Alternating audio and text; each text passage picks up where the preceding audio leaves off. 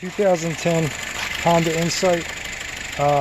It's got a couple issues. I have to road test it, see if I can get the check engine lights to come on. But it was hit on the side, and then his turn signals didn't work. I have the data pulled up.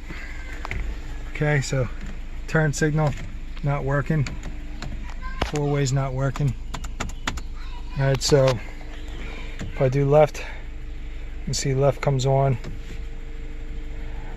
right will come on. Four-way doesn't come on, but I think that's a separate fuse. I'm going to check that in a minute, but I did check the turn signal fuse, and that is bad. This one right here is for the turn signal. Okay, so that side is dead and this side is working. I put a 10 amp in there.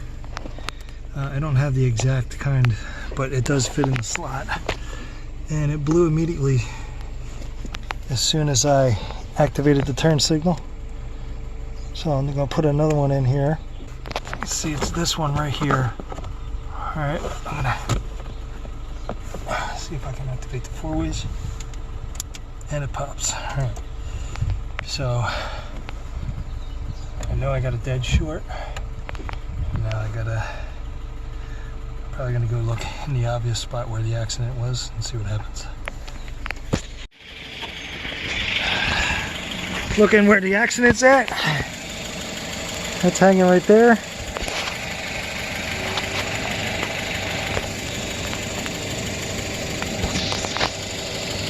That's my short. The terminals are completely gone.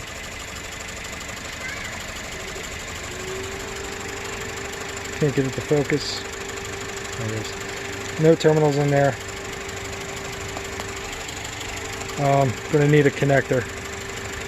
When I hook it up like this, I can get it to work. If I can do it one-handed, probably not. There you go.